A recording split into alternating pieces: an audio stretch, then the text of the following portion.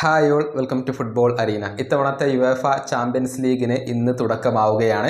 Group ഘട്ടത്തിൽ തന്നെ ഒരുപിടി മികച്ച മത്സരങ്ങൾ ആരാധകരെ കാത്തിരിക്കുന്നുണ്ട്. റയൽ മാഡ്രിഡ് ഉൾപ്പെടെയുള്ള കരുത്തർ ഇന്ന് കളിക്കളത്തിലേക്ക് ഇറങ്ങുന്നുണ്ട്. ഏതായാലും ഇത്തവണത്തെ ചാമ്പ്യൻസ് ലീഗ് കിരീടം ആര് സ്വന്തമാക്കും? ഇതുമായി ബന്ധപ്പെട്ട അഭിപ്രായങ്ങളും പ്രഡിക്ഷനുകളും എല്ലാം ആരാധകർക്കിടയിൽ സജീവമാവുകയാണ്.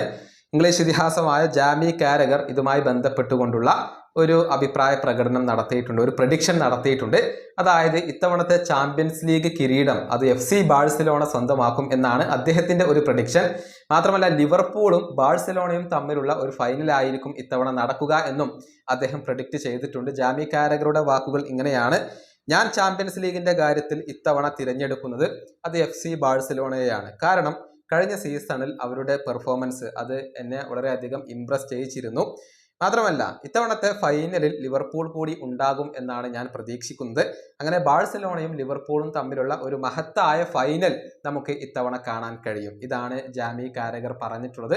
അതായത് അദ്ദേഹത്തിന്റെ അഭിപ്രായത്തിൽ ഇത്തവണത്തെ ചാമ്പ്യൻസ് ലീഗ് കിരീടം FC ബാഴ്സലോണ സ്വന്തമാക്കും എന്നുള്ളതാണ്. നമുക്കറിയാം UCL ആണ്, ഒരിക്കലും പ്രഡിക്റ്റ് ചെയ്യാൻ കഴിയില്ല.